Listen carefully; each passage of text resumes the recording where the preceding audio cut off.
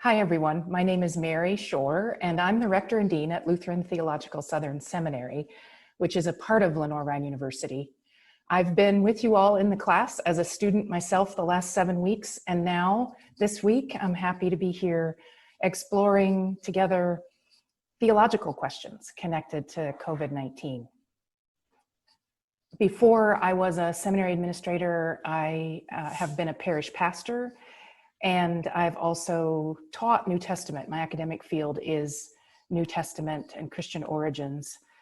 I received my degree from Duke University, and I taught at Lutheran Seminary in St. Paul, Minnesota. So with that, let's get started on these questions of God and meaning in a time of pandemic. And I have a three-part presentation for you. This first part begins with a haircut and a question. So about 3 weeks ago, I had my haircut. This is the picture of the brand new haircut. And while that was happening, the person who cut my hair owns the spa where I went, or the salon where I went. And she had questions like these. She found out what I do for a living, and she wanted to know, what do you think it means, the virus? Is this God's will? What am I supposed to be learning?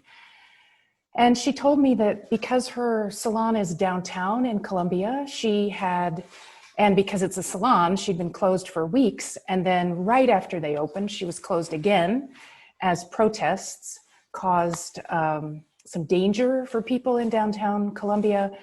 And so she had all sorts of questions about how all these things fit together. So there's the question, overarching, why? She was asking it from a Christian perspective, I want to clarify, and within Christianity and her own faith, trying to understand. So the outline for our class session this week, I'll start by talking about theodicy, defining it, and talking about some of the problems with it in a classic formulation, and then offer at the end of this first video an alternative way to formulate these God questions. In the next video, and with some other online resources, we'll talk about responses that Christians have, that they've had over the centuries, really, to suffering.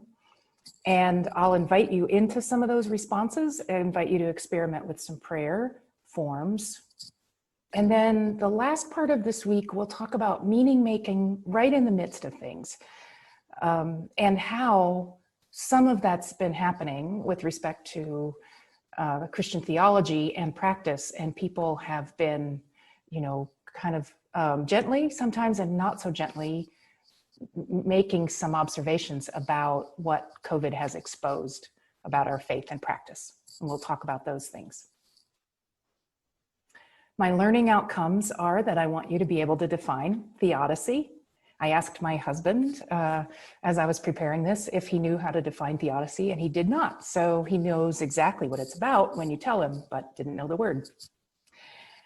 I'd like you to explain how situating questions of God's goodness and power inside the Christian story change the answers we find.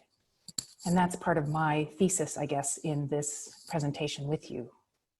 And then you'll have experimented with several types of prayer, or at least one of several options, and you'll be able to evaluate theologies and practices that claim to be Christian based on, how well they actually align with the New Testament witness to Jesus.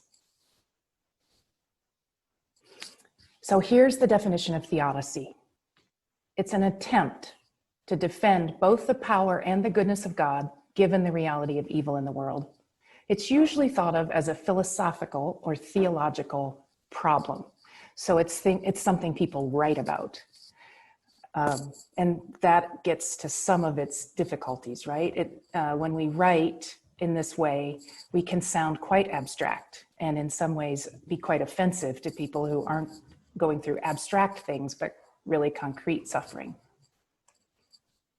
But it's connected always to this question of, if God is powerful and good, why is there evil in the world?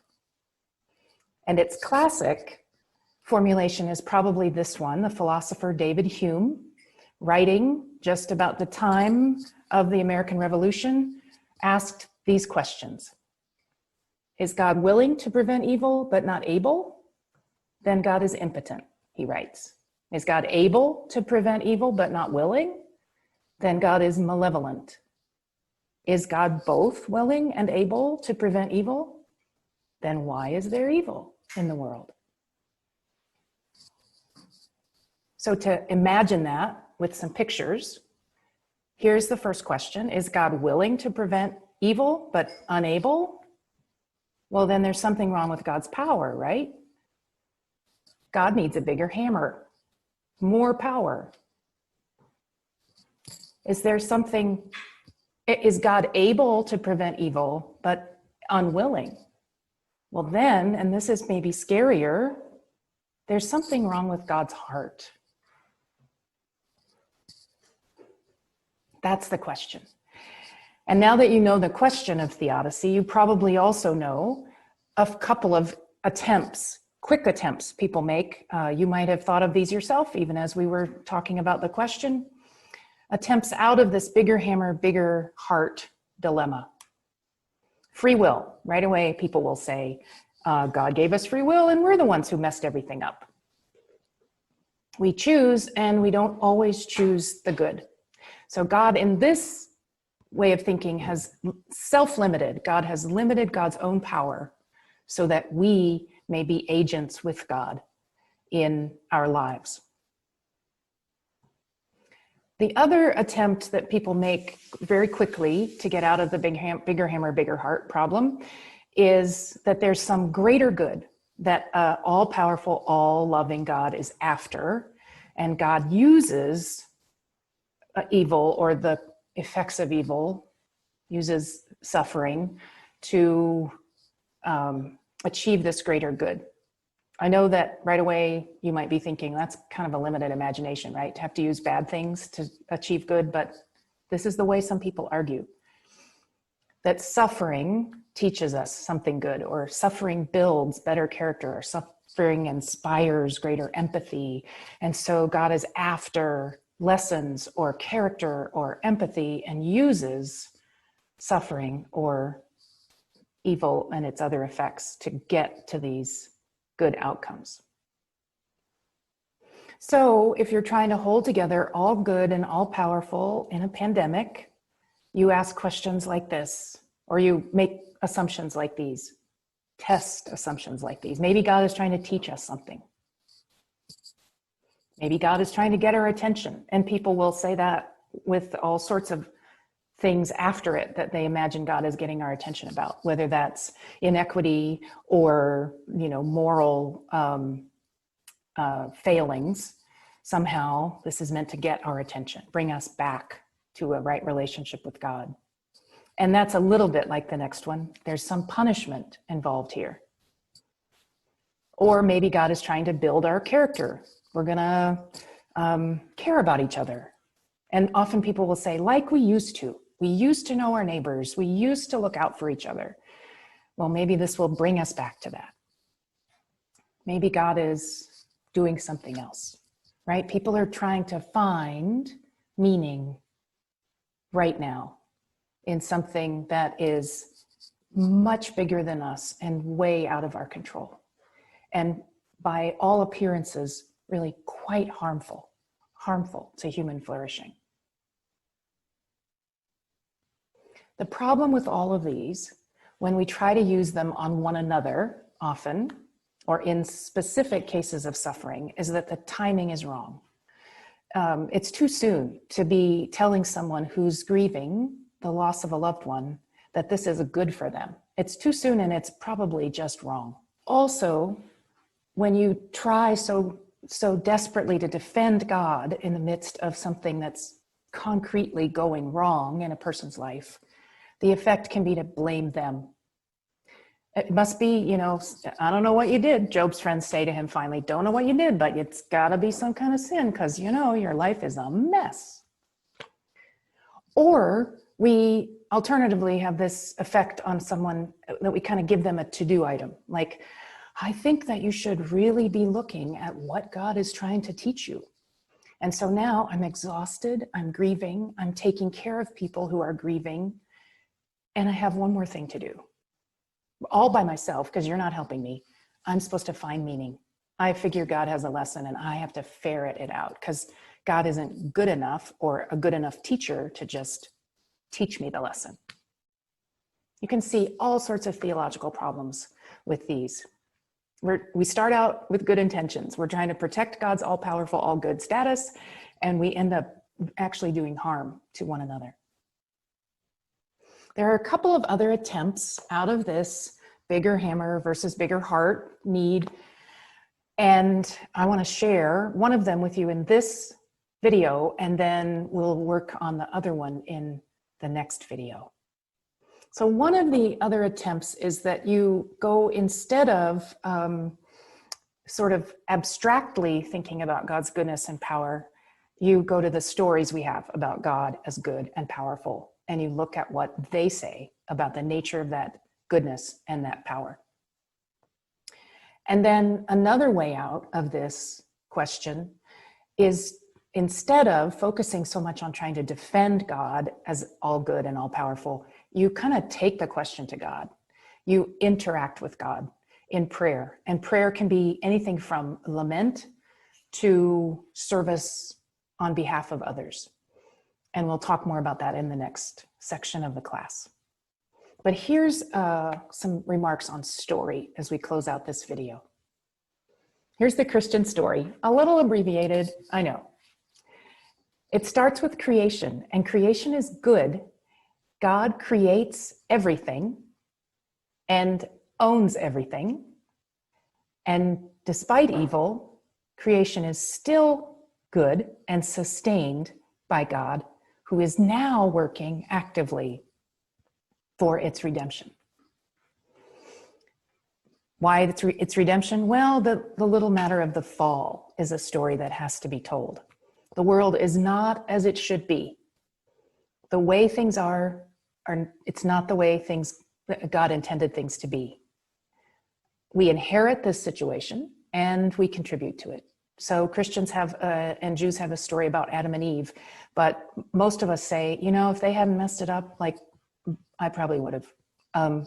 You know, we are born into a world that's broken and it acts on us before we can resist it. And we are not powerful enough through our lives to resist all that. We also really sadly contribute to it. The next part of the story is redemption. God has not abandoned creation. In the story of Israel, and then especially in the person and work of Jesus, we see God at work to love and redeem all things and all people. So God is stitching the creation back together. God is making all things new. Most clearly seen for Christians in the work of Christ. And then we look back at what has happened and also toward things we have not yet seen. We're headed, we trust and we confess, we're headed toward knowing God truly, being in right relationship with God and with others and ourselves and all creation. And as Revelation puts it, and Isaiah before Revelation, death and mourning and crying and pain will be no more. Those two books of the Bible say God will wipe away every tear from their eyes. That's where we're headed.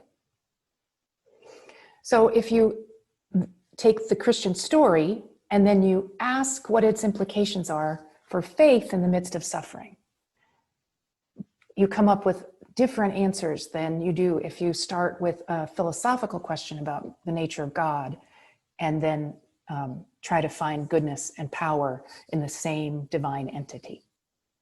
So for instance, if we start with creation, we learn we don't own the place. This matters for the kind of theology we do in the face of suffering. We don't own the place, we're supposed to take care of it.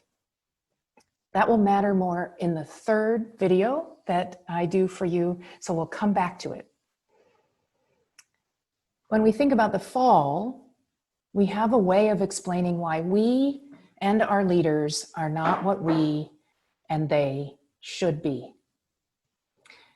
We are, all of us, turned in on ourselves in some important way that makes it hard, if not impossible, for us to notice the needs of the other. And when we don't notice the needs of the other, something like a pandemic just becomes that much worse. When we look at redemption, we have an insight into what the nature of God's power is. It turns out it's not a hammer. God shows God's greatest power at the cross, precisely the opposite of what we would think power would look like. God does not lay waste to the people who are trying to put Jesus to death. Jesus himself does not hail legions of angels in Gethsemane to be rescued and, wipe out as much of Pilate and other leaders' troops as possible. God shows God's greatest power in the cross, in suffering, actually. Also, even if you're skeptical about the cross having power, it's clear that the cross is suffering. And that means Jesus knows what human beings go through. He's been there, and he suffers with empathy, or has empathy as we suffer. He understands. Finally, looking at the end of the story, we can say, in the midst of a pandemic, this time and the future belong to God. And perhaps the most important thing right now that we know about God is that God raised Jesus from the dead. Life will prevail over death. That's God's work. Redemption is God's work in the world. So it's a mess. The pandemic is a deeply difficult, painful, life-threatening, life-taking event on earth. And our God knows the way out of the grave. That is the story in brief, and a little bit about how the story might influence the way we think about suffering as Christians. In the next video, we'll look at ways we interact with God around suffering.